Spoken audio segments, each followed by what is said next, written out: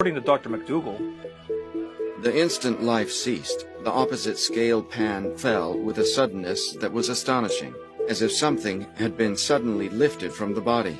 Immediately, all the usual deductions were made for physical loss of weight, and it was discovered that there was still a full ounce of weight unaccounted for.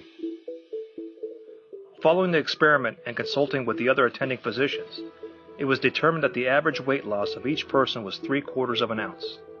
Dr. McDougall concluded that the human soul weighed 21 grams. All 5 doctors took their own measurements and compared their results.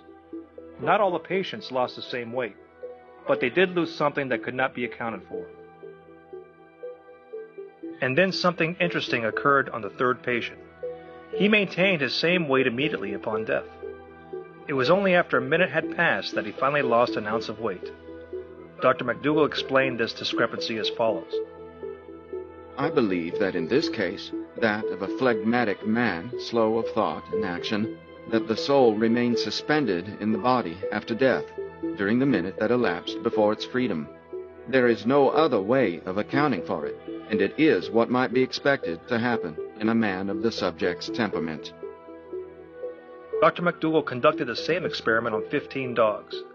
The experiment showed no change in weight following their death. McDougall concluded that this may signify only humans have souls. H. Lav Twining, a physics teacher at Los Angeles Polytechnic High School, attempted the same experiment on mice in 1917. His conclusion was in line with that of Dr. McDougall. There was no deviation in weight when the mice died.